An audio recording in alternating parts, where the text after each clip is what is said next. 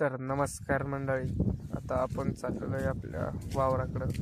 पाहू शकता ही वाट हे आपला डब्बा आणि छत्री घेऊन मस्त आज पाणी चालू आहे. झडकं लागलं आज. हे पाहू शकता आपली वावराकडं जायची वाट आहे. पहा आपलं इकडं वावर आहे. ही आपली सोयाबीन पाहू शकता. आता आपण चाललेलो आहे वावरात आपल्या वाटानं. आजचं वातावरण हे मस्त झालेलं आहे. पाहू शकता तुम्ही आभाळ. आपण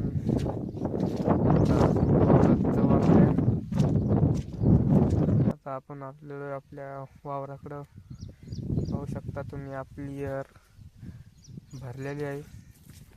आपण आता आपल्या वावरात चाललोय. ते आपलं तिकडं पुढं जे दिसतं आपलं ते कोटा आहे. आता आपला मित्र आणि आपण चाललेलो आहे पोलन करायला भेंडीचं. पाहू शकता किती पाणी साचेल इथं. आपला मित्र आता ती जाळी लावली ती जाळी सोडतोय. तर आपण आतमध्ये गेलो आहे. तर आता आपण आतमध्ये आलेलो आहे. आपली भेंडीचा प्लॉट आहे. ही 1.5 थैली आहे. पाहू शकता आपला मित्र वटी बांधतोय. आपल्या मित्रांना खैसून वटी बांधलेली आहे. तेव्हा आज लय रागात आलेला आहे पोलन करायला. इतका भेंडीचा पोलन तो करतोय. पाहू शकता ही भेंडी. पहा तो पोलन करू राहिला भेंडीचं. तुम्हाला बी माहीत असेल कसं करावं लागतं पोलन. पहा कळी फोडतोय आपला मित्र भेंडी. पहा कशी सुंदर अशी कळी आहे गोल भीती. पहा मित्रांनो आपल्याला दुसरी बी कळी पडलेली आहे. कळी फोडली की वटी टाकावं लागते. इतका आपला ह्यो भेंडीचा प्लॉट आहे. 1.5 थैली म्हणजे एका एकरात ह्यो प्लॉट आहे. आज मस्त असं वातावरण झालं आहे. वरून पाऊस चालू आहे. आणि हे आई आणि हे आपला भाऊ पोलन करतात.